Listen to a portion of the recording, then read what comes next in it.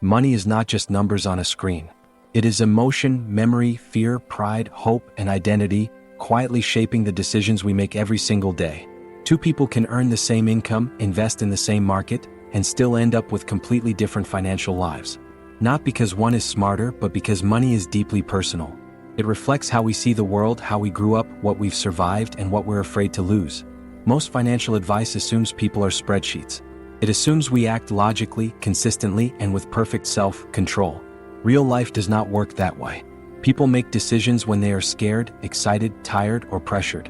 They react to headlines, compare themselves to others, and chase outcomes that feel emotionally safe, even when those outcomes make little mathematical sense. Understanding money, therefore, is not about mastering formulas.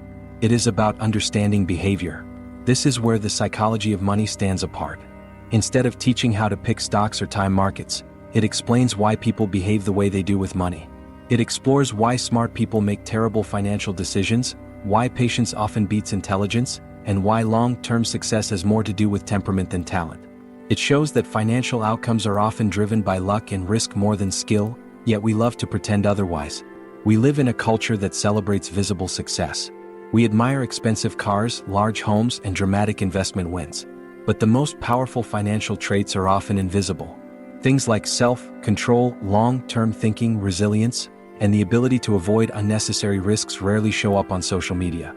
Quiet wealth does not demand attention, yet it provides freedom, the freedom to say no, to wait, to walk away, and to live life on your own terms. Money also has a strange way of amplifying who we already are. If someone is patient, money rewards that patience over time. If someone is impulsive, money magnifies that impulsiveness. Wealth does not change behavior as much as it reveals it. That is why building a healthy relationship with money matters more than chasing quick results. Without emotional discipline, even the best financial strategy eventually collapses. Another uncomfortable truth is that outcomes often depend on timing and circumstances beyond our control. Being born in the right decade, entering the workforce during a boom, investing during a long recovery, these things matter more than we like to admit. Luck plays a bigger role in success than ego allows, and risk hides in places we don't expect. Recognizing this does not make you powerless. It makes you humble, cautious, and better prepared. This audiobook is not about getting rich fast. It is about staying wealthy long enough for money to actually improve your life. It is about understanding why saving feels harder than spending, why greed and fear move markets, and why reasonable behavior consistently beats brilliant behavior. It is about learning how to make decisions that help you sleep well at night, not just look smart on paper. Throughout this journey, the focus will remain simple and human.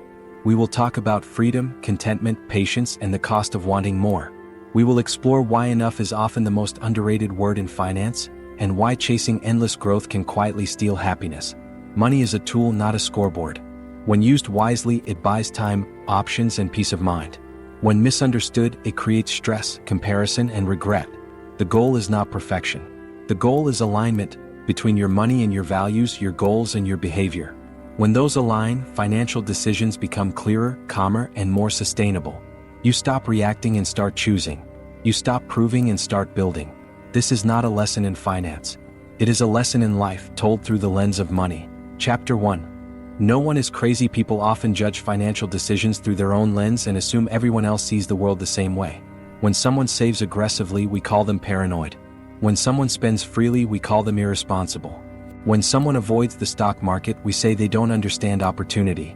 When someone takes huge risks, we say they are reckless. But the truth is simpler and far more human. No one is crazy with money. People are just responding to the life they have lived.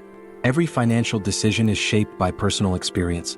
The way you think about money is influenced less by what you read in books and more by what you witnessed growing up. A person who lived through inflation, unemployment, or financial crisis carries a different definition of safety than someone who grew up during a long period of stability. Both are logical within their own context. The mistake happens when we assume our experience is universal. Imagine two investors. One lived through the Great Depression as a child or heard vivid stories from parents who did. To them, market crashes are not abstract events. They are personal memories tied to fear and loss. Holding cash feels safe even if it loses purchasing power over time. Another investor grew up after World War II, during decades of economic expansion. To them, market downturns look temporary, almost trivial. Stocks feel trustworthy. Neither person is wrong. They simply learned different lessons. The same applies to income, debt, and lifestyle choices. Someone who watched their family struggle with debt may associate borrowing with danger and anxiety. Even low-interest loans feel emotionally heavy. Another person may have seen debt used strategically to build businesses or by appreciating assets. For them, leverage feels normal, even smart. Logic alone cannot explain these differences. Emotion fills the gap. This is why financial debates often go nowhere. People argue using data, charts, and projections, while the real disagreement lives in personal history. When you tell someone they should invest more aggressively, you may unknowingly be asking them to relive the most stressful moments of their life. When you tell someone to slow down and save, you may be asking them to give up a sense of optimism they have always trusted. Facts rarely change behavior without understanding the story behind it. Another important truth is that people don't experience markets equally. Two individuals can invest in the same asset and walk away with opposite impressions. One buys at the peak and watches prices fall. Another buys during a downturn and enjoys years of growth. Both walk away believing they understand how the market works. In reality, timing shaped their belief more than skill. Yet those beliefs often harden into lifelong rules. This creates a dangerous illusion. We think our financial success or failure is purely the result of intelligence and effort. We underestimate the role of luck and overestimate our control. When things go well, we credit our decisions. When things go wrong, we blame bad advice or unfair systems. A healthier approach is to acknowledge that outcomes are a mix of behavior, opportunity, and chance. Recognizing this does not weaken discipline, it strengthens humility. Understanding that no one is crazy with money also changes how you judge yourself. Many people feel shame about past financial mistakes. They replay decisions they made years ago with today's knowledge and criticize themselves harshly. But those decisions were made with the information, emotions, and circumstances available at the time. You were not stupid. You were human. Growth begins when you replace judgment with learning. This perspective also improves relationships. Money is one of the most common sources of conflict between partners, families, and friends. Often, these conflicts are not about numbers but about values shaped by different experiences. One person values security above all else. Another values freedom and enjoyment. When you recognize that both views come from valid emotional roots, conversations become less about winning and more about understanding. The key lesson is not to eliminate emotion from financial decisions. That is impossible. The goal is to understand it. When you know why you react a certain way to money, you gain control over your behavior. You can design systems that protect you from your weaknesses and amplify your strengths. Someone who knows they panic during market downturns can invest more conservatively. Someone who knows they are overly optimistic can build in safeguards. Successful financial planning is not about copying what others do. It is about aligning decisions with your own reality. What works for someone else may fail miserably for you, not because the strategy is bad, but because it does not match your temperament or experience. The best plan is one you can stick with during both calm and chaos. When you accept that no one is crazy with money, you stop chasing universal rules. You stop comparing your progress to others. You stop assuming that intelligence guarantees success. Instead, you focus on building a strategy that feels reasonable, sustainable, and emotionally tolerable for you. Reasonable behavior, repeated consistently over time, beats brilliant behavior that cannot be maintained. Money decisions are deeply personal. They are shaped by fear, memory, pride, and hope. Understanding this is the foundation of long-term financial success. Not because it makes you richer overnight, but because it helps you make decisions you won't regret later. Chapter 2: Luck and Risk. Hard work matters. Discipline matters. Skill matters. But none of them operate in a vacuum. Every financial outcome sits at the intersection of effort and chance. We prefer stories where success is earned and failure is deserved, yet reality is messy. Luck and risk quietly shape outcomes, often more than we are comfortable admitting. Understanding this does not diminish achievement. It creates a clearer, more honest view of how the world actually works. Luck and risk are two sides of the same coin. Luck is when outcomes exceed expectations due to forces outside your control. Risk is when outcomes fall short for the same reason. Both exist in every decision, whether we acknowledge them or not. The problem is that we tend to notice luck in ourselves and risk in others. When we succeed, we attribute it to skill. When others fail, we attribute it to poor judgment. This bias distorts how we learn from both success and failure. History is filled with people who made smart decisions and still lost everything, just as it is filled with people who made reckless choices and became wealthy. Markets do not reward morality or punish stupidity in a predictable way. They reward exposure to opportunity combined with survival. You only get to benefit from long-term growth if you avoid catastrophic loss along the way. Staying in the game matters more than being right. Consider how often we study the winners and ignore the losers. We analyze successful investors, entrepreneurs, and companies looking for patterns we can replicate. But for every visible success story, there are countless failures with similar strategies that we never hear about. This is called survivorship bias. It tricks us into believing success is more predictable than it actually is. We copy what worked without seeing how many times the same approach failed. The danger of ignoring luck is arrogance. When people believe their success is entirely self-made, they take bigger risks. They assume future outcomes will resemble the past. Confidence slowly turns into overconfidence. This is often when success plants the seeds of failure. The danger of ignoring risk is fragility. When people assume the world is stable and fair, they are unprepared for shocks. They build systems that only work in perfect conditions. A healthier mindset balances confidence with humility. You can acknowledge your effort while respecting the role of chance. You can be proud of your discipline without assuming it guarantees results. This mindset encourages resilience. Instead of chasing perfection, you focus on durability. You ask not just, how can I win, but how can I survive if things go wrong? Risk often hides in places that look safe. Highly leveraged strategies, concentrated bets, and short-term thinking can work brilliantly for long periods, creating the illusion of stability. But when conditions change, losses are swift and unforgiving. The most dangerous risks are the ones that feel boring or invisible because they build slowly and reveal themselves suddenly. Luck also has timing. Being born in the right decade, entering a career during economic expansion, or investing at the start of a long bull market can dramatically shape outcomes. These advantages are rarely acknowledged, yet they play a huge role in success. Recognizing timing does not make effort irrelevant, it simply adds context. It reminds you not to compare your chapter 1 to someone else's chapter 20. This understanding changes how you learn from others. Instead of copying exact strategies, you focus on broad principles. You study behavior rather than outcomes. You look for traits like patience, adaptability, and risk awareness, qualities that perform well across different environments. You avoid idolizing results and start respecting processes. It also changes how you define failure. A bad outcome does not always mean a bad decision. Sometimes the odds were in your favor and things still went wrong. Judging decisions solely by outcomes leads to emotional whiplash. Judging them by process leads to consistency.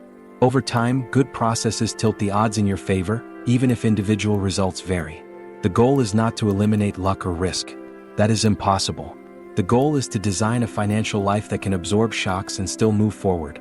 This means keeping margins of safety, avoiding extreme bets, and respecting uncertainty.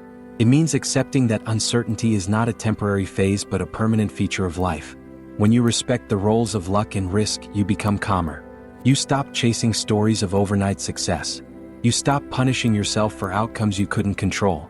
You build a strategy that does not require everything to go right to succeed. And in a world shaped by randomness, that may be the most rational approach of all. Chapter 3. Never enough. The hardest financial skill is not earning more money or finding better investments. It is learning when to stop. The desire for more has no natural finish line. Without a clear sense of enough, wealth becomes a moving target, always just out of reach. Many people do not lose money because they lack intelligence. They lose it because they cannot control the urge to keep pushing after they have already won. History offers powerful examples of this. People who had extraordinary success, respect, and wealth still destroyed themselves financially because they refused to settle. They confused ambition with greed and confidence with invincibility. At some point, the goal shifted from building a good life to beating others, proving superiority, or protecting ego. That is when risk quietly took over. The problem with more is that it is relative. Once basic needs are met, satisfaction depends less on absolute wealth and more on comparison. Someone earning more than they ever imagined can still feel poor if others around them have more. This comparison trap fuels endless dissatisfaction. It turns money from a tool into a scoreboard, where self-worth rises and falls based on external benchmarks. When people feel they do not have enough, they take risks they would never take if they felt secure. They leverage too much, concentrate their bets, or chase short-term gains. These behaviors often work temporarily, reinforcing the belief that pushing harder is justified. But the downside is asymmetrical. The upside is capped by ego, while the downside can wipe out years of progress in a single moment. There is a subtle difference between striving for improvement and refusing to accept sufficiency. Growth driven by purpose is sustainable. Growth driven by fear of being left behind is fragile. The first builds resilience, the second builds stress. Knowing the difference requires self-awareness, not spreadsheets. Enough is not a number. It is a mindset. It means having a clear understanding of what you value and what you are willing to risk to protect it. It means recognizing that some goals, once achieved, should be defended, not gambled. The tragedy is that many people realize this only after losing what they already had. Social pressure makes this harder. Society rewards visible success and ignores quiet contentment. There is applause for the person who doubles their net worth and silence for the person who preserves it. Yet preservation is often the more difficult and more important task. You do not need to maximize returns to live a good life. You need to avoid unnecessary ruin. Another danger of never feeling enough is lifestyle inflation. As income rises, expectations rise with it. Expenses expand to match new norms. What once felt like luxury becomes necessity. This creates a cycle where higher income fails to produce greater freedom. Instead, it increases dependency on continued success. The margin for error shrinks and stress grows. Understanding enough also protects relationships. Many financial disasters are rooted in the desire to impress others or maintain a certain image. These motivations rarely align with long-term happiness. True financial strength often looks boring. It avoids drama, resists comparison, and values peace over applause. This does not mean abandoning ambition. It means setting boundaries around it.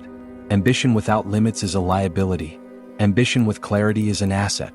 The most successful people are not those who chase the highest returns at any cost, but those who know which risks are worth taking and which are not.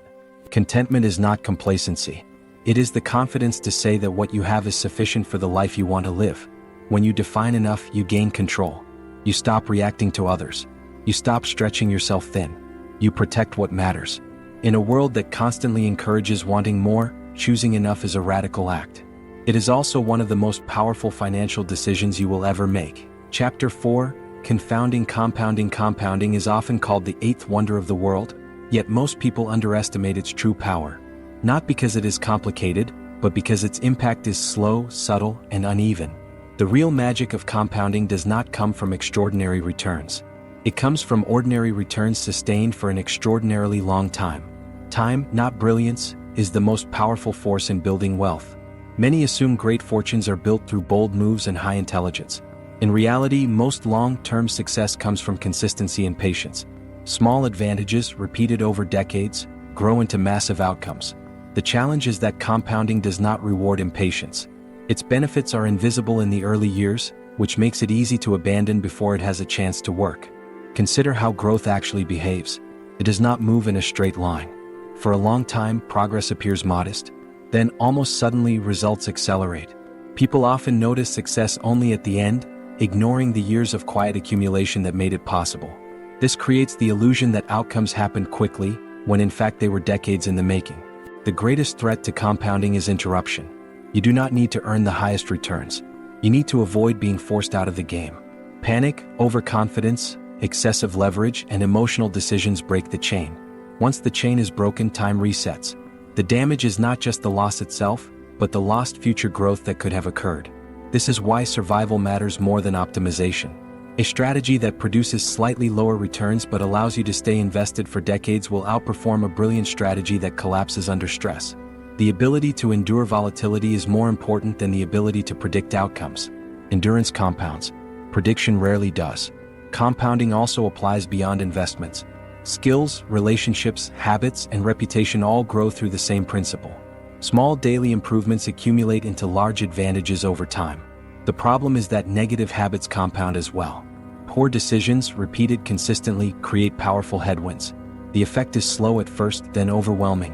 One reason people underestimate compounding is because they focus on annual results instead of lifetime results. A single bad year feels disastrous even if the long-term trajectory remains intact. This short-term thinking encourages unnecessary changes. People chase performance, switch strategies, and react to noise. In doing so, they often sabotage the very process that leads to success. Another misunderstanding is the obsession with starting conditions. While starting early helps tremendously, what matters more is staying consistent. Someone who starts later but remains disciplined for decades can outperform someone who starts early but quits often. Time is forgiving to those who respect it and ruthless to those who interrupt it. Compounding does not require perfection. It requires resilience. It requires accepting that setbacks are part of the journey and resisting the urge to overcorrect. Long-term growth is rarely smooth, but it is surprisingly powerful for those who remain patient. Understanding compounding shifts your focus from intensity to duration. You stop asking how fast you can grow and start asking how long you can last. You prioritize systems over outcomes, habits over hacks, and sustainability over excitement. The most important part of compounding is that it rewards reasonable behavior, not heroic effort. You do not need to be exceptional. You need to be consistent. When you allow time to do its work without interference, ordinary actions create extraordinary results. Chapter 5. Getting wealthy versus staying wealthy. Making money and keeping money are two very different skills. Getting wealthy often requires optimism, risk-taking, and the belief that the future will be better than the present. Staying wealthy requires caution, humility, and the understanding that what you have can be taken away. Many people master the first skill and fail at the second, not because they lack intelligence, but because the traits that create wealth are not the same traits that preserve it. Getting wealthy rewards boldness. It favors those willing to try, fail, and try again. It often involves concentrated bets, long hours, and exposure to uncertainty. These behaviors can generate impressive results, especially during favorable conditions. The problem arises when people assume the same approach works forever. What builds wealth in one phase of life can destroy it in another. Staying wealthy is about survival. It is about avoiding ruin. This requires a mindset shift from growth to preservation. Instead of asking how much more you can make, you ask how much you can afford to lose. You trade the excitement of maximum returns for the comfort of durability. This trade-off is rarely celebrated, yet it is essential for long-term success. The most important concept in staying wealthy is the margin of safety. This means leaving room for error. It means not living at the edge of your financial capacity. It means avoiding debt levels that assume everything will go right.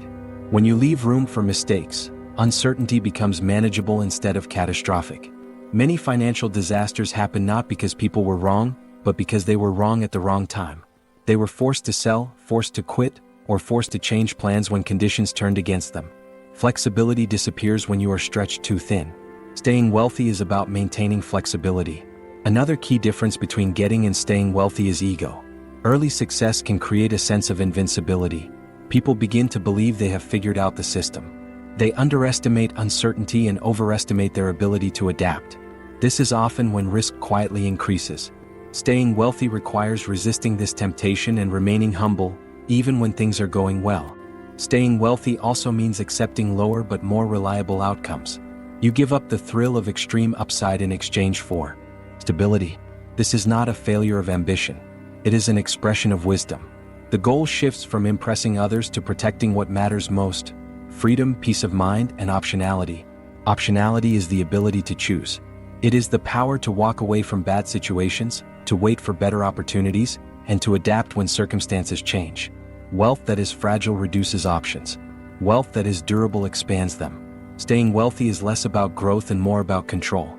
This perspective also changes how you view risk. Risk is not just volatility or temporary loss. Risk is anything that can permanently prevent you from achieving your goals. Once you define risk this way, your priorities change. You focus less on maximizing returns and more on minimizing irreversible damage. The paradox is that people who focus on staying wealthy often end up wealthy for longer, and sometimes even wealthier overall. By avoiding major mistakes, they allow compounding to work uninterrupted. They let time do the heavy lifting. Getting wealthy is about speed and courage. Staying wealthy is about patience and discipline. Both are valuable, but only one ensures that success lasts. The real victory is not reaching the top quickly. It is staying there without losing yourself along the way. Chapter 6. Tails. You win in many areas of life. A small number of events account for the majority of outcomes. This is not an exception. It is the rule. A few decisions, moments, or investments often drive most long-term success, while the rest contribute very little. Understanding this changes how you judge performance, effort, and failure. It explains why patience and persistence matter more than constant success. In investing, most stocks, funds, and strategies produce average or below average results. A tiny percentage generate extraordinary returns that dominate overall performance. These rare outcomes, known as tail events, are responsible for the majority of gains. Missing just a few of them can dramatically change results. This means success often comes from staying invested long enough to benefit from these rare but powerful moments. The same pattern appears in careers and businesses. A handful of clients, projects, or ideas often create most of the value. Many attempts lead nowhere. This does not mean effort is wasted. It means the distribution of outcomes is uneven. Expecting consistent results from every action is unrealistic and discouraging. This reality changes how you view failure. If most outcomes do not matter much, then frequent small failures are not a sign of incompetence. They are part of the process. What matters is being present when the big opportunities arrive.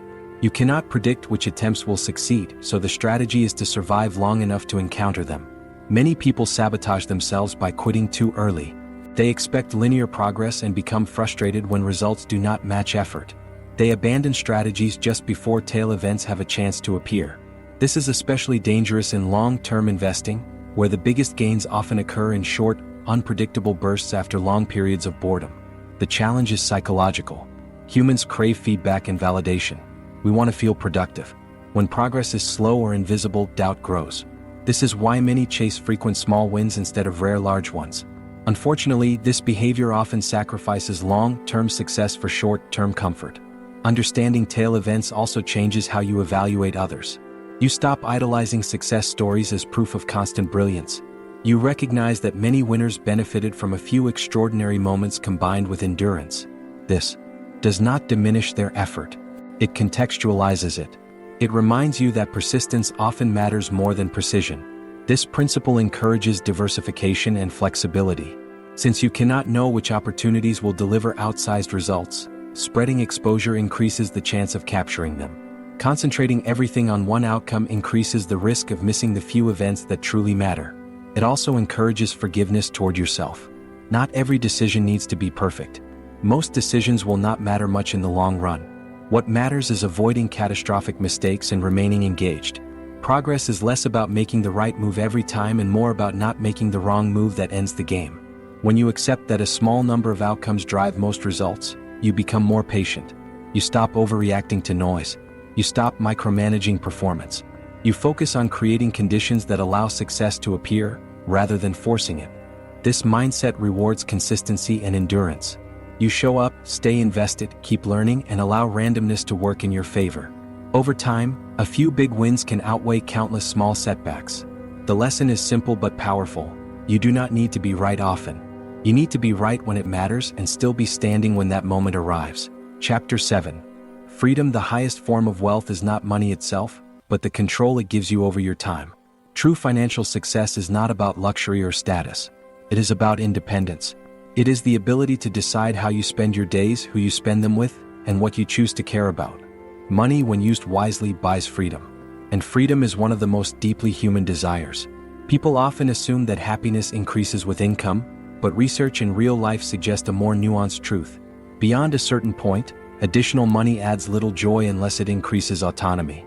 The thrill of purchases fades quickly. The relief of control lasts much longer. Being able to say no, to walk away from toxic situations, or to wait patiently without panic creates a sense of calm that material things cannot replace. This is why some people with modest wealth feel rich, while others with far more feel trapped. The difference lies in flexibility. When your lifestyle requires constant income at a high level, you become dependent on continued success. Pressure increases. Options shrink. In contrast, when expenses are low relative to resources, freedom expands. You gain room to maneuver when life changes. Time is the most valuable currency. Money that buys time is more powerful than money that buys things. Commuting less, working fewer hours, or choosing meaningful work over higher pay often leads to greater satisfaction. These choices may look irrational on paper, but they make perfect sense emotionally. They prioritize life over optimization. Freedom also reduces fear. When you know you can survive without perfect outcomes, risk becomes less threatening. You are more willing to be patient, to invest for the long term, and to make thoughtful decisions. Desperation is expensive. Independence is calming. This perspective reframes retirement. It is not an age or a number. It is the point where you have enough control over your time. Some achieve this early through modest needs and disciplined saving. Others delay it indefinitely by continuously raising their standard of living. Retirement is less about stopping work and more about having choice. The desire for freedom explains many financial behaviors. People leave high-paying jobs for lower-paying ones that offer flexibility. They start businesses not just for profit but for autonomy. They value remote work, flexible schedules, and control over their environment. These choices often reflect wisdom, not lack of ambition. Freedom also requires discipline. It is earned through saving, restraint, and long-term thinking. Spending everything you earn may bring short-term pleasure, but it trades future freedom for present comfort. Saving creates distance between you and financial stress. That distance is where peace lives. Importantly, freedom is personal. What feels liberating to one person may feel limiting to another. The goal is not to follow a universal formula, but to align money with what makes you feel in control of your life. When money serves that purpose, it becomes a source of strength rather than anxiety. The greatest dividend money can pay is the ability to live life on your own terms. Not impressively, not extravagantly, but intentionally. Chapter 8. Man in the Car Paradox. People often believe that owning impressive things will make them admired. A luxury car, a large house, an expensive watch. These are seen as symbols of success. But there is a quiet paradox at play. When you see someone driving a beautiful car, you rarely think, that person is amazing. Instead, you think, I wish I had that car. The admiration is directed at the object, not the owner. This is the man in the car paradox. We use wealth to signal success, but observers rarely assign that success to us personally. They project themselves into the lifestyle instead. This creates a dangerous motivation for spending, trying to earn respect through visible consumption. Unfortunately, this approach almost never delivers the emotional payoff people expect. Spending money to impress others is a losing game because the goalpost constantly moves. There will always be someone with something newer, bigger, or more expensive. Chasing status through purchases creates a cycle of comparison that drains resources without increasing happiness. The applause, if it comes at all, is brief and shallow. True admiration is rarely tied to consumption. People respect qualities like humility, confidence, kindness, and independence. These traits are not bought, they are built. Ironically, excessive displays of wealth can even produce the opposite reaction, triggering envy or skepticism rather than respect. This paradox explains why many wealthy individuals choose understated lifestyles. They are not trying to prove anything. Their wealth is working quietly in the background, providing security and freedom rather than attention. The absence of visible spending is not a lack of success. It is often a sign of it. The man in the car paradox also highlights the difference between looking rich and being rich. Looking rich is about spending money. Being rich is about not spending it. One is visible and fleeting. The other is invisible and enduring. Yet society tends to reward the former with attention, even though the latter provides real power. Understanding this shifts how you evaluate success. You stop measuring progress by external signals and start focusing on internal stability. You stop trying to win admiration from strangers and start building a life that feels good to live. This mindset reduces pressure and increases contentment. It also changes how you spend. Purchases become intentional rather than performative. You buy things that genuinely improve your life, not things designed to communicate status. This often leads to fewer purchases, but greater satisfaction with the ones you do make. The paradox reveals a deeper truth about human psychology. Most people are focused on themselves, not on judging you. They are too busy imagining their own lives to admire yours. Once you accept this, the urge to impress loses its power. Wealth that seeks validation is fragile. Wealth that seeks freedom is resilient. When you stop trying to look successful and start focusing on being secure, money becomes quieter, calmer, and far more effective. Chapter 9. Wealth is what you don't see. The most important part of wealth is invisible. It is not the car in the driveway, the house on the hill, or the watch on the wrist. It is the money that has not been spent. The savings, investments, and margins of safety that sit quietly in the background. Yet because this wealth cannot be easily seen, it is often undervalued and misunderstood. Society tends to celebrate consumption because it is visible. We see spending and assume success. But spending is the opposite of wealth. Spending is the act of converting wealth into things. Once money is spent, it no longer provides flexibility or security. True wealth is the option to spend, not the act itself. This creates a common illusion. People who appear wealthy may be living paycheck to paycheck, while people who appear modest may have significant financial independence. The difference is not income. It is behavior. High earnings can vanish quickly through high expenses. Moderate earnings, managed wisely, can compound into long-term freedom. Wealth is built through restraint. This does not mean deprivation. It means making conscious choices about what truly matters. Every dollar saved buys future options. It buys time, resilience, and peace of mind. These benefits are subtle, but they are powerful. Because wealth is hidden, it requires patience and self-confidence. You must be comfortable not signaling success. You must resist the pressure to keep up with others. This is difficult in a world driven by comparison and visibility. But the reward is independence from external validation. Hidden wealth also protects against uncertainty. Life is unpredictable. Jobs change, markets fluctuate, and emergencies arise. Money that has not been spent acts as a buffer. It absorbs shocks without forcing drastic decisions. This quiet stability is one of the greatest benefits of financial discipline. Understanding that wealth is what you do not see changes your priorities. You stop chasing appearances and start building substance. You value savings not as a sacrifice but as a strategic advantage. You recognize that financial strength is measured by how long you can endure without income, not how impressive your lifestyle looks. This mindset also encourages humility. You realize that many people you admire for their possessions may be under pressure you cannot see. You stop envying and start focusing inward. Progress becomes personal rather than comparative. Wealth that is invisible often grows faster because it is protected from ego-driven decisions. It is not exposed to unnecessary risk or performative spending. It compounds quietly, doing its work without demanding attention. In the end, the goal of money is not to be admired. It is to be useful. And its greatest use is providing security, flexibility, and control. These things may not be visible, but they are deeply felt. Chapter 10. Save money. Saving money is often misunderstood as a sacrifice. It is framed as giving up enjoyment today for an abstract benefit tomorrow. In reality, saving is not about specific goals or future predictions. It is about flexibility. It is about maintaining control in a world that is unpredictable. You do not save for a single outcome. You save because the future refuses to be neatly planned. Most people think of saving as something you do after all expenses are covered. In truth, saving is a foundational behavior, not a leftover. It is the gap between what you earn and what you choose to spend. That gap represents power. The larger it is, the more options you have when life changes. Saving without a specific purpose can feel pointless, but that is precisely what makes it powerful. Life's biggest moments are often surprises. Opportunities appear unexpectedly. Crises arrive unannounced. Money saved without a rigid plan is free to respond to both. It allows you to act rather than react. Another benefit of saving is psychological. Knowing you have a buffer reduces stress. It improves decision-making. When you are not desperate for the next paycheck or the next market win, you think more clearly. You can be patient. You can say no. You can avoid bad choices made under pressure. Saving also creates time. Time to look for better work. Time to recover from mistakes. Time to wait for the right opportunity. This time is often more valuable than any return an investment can generate.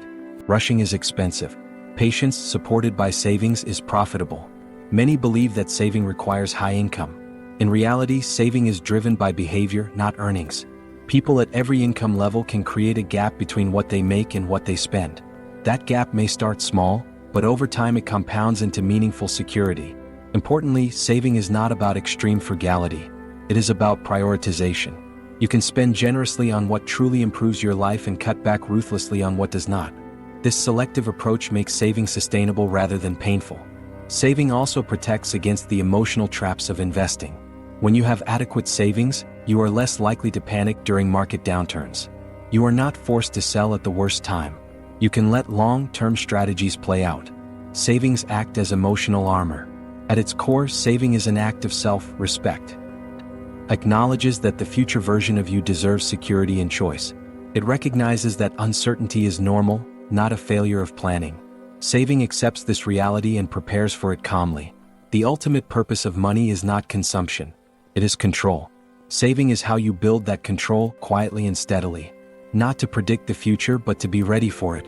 Money is one of the most powerful tools in modern life, yet its greatest impact is often invisible. It does not come from flashy wins or perfect predictions. It comes from behavior that is calm, patient, and consistent. The true lessons of money are not about beating the market or outsmarting others. They are about understanding yourself. The most successful financial decisions are rarely dramatic. They are built on humility, long-term thinking, and the ability to control emotion when uncertainty appears. Reasonable behavior, repeated over time, quietly outperforms brilliance that cannot be sustained. This is not exciting, but it is effective. Money works best when it supports your values instead of competing with them. when it buys freedom instead of status, when it reduces stress instead of increasing comparison, when it gives you options instead of obligations. Wealth is not about proving anything. It is about protecting what matters.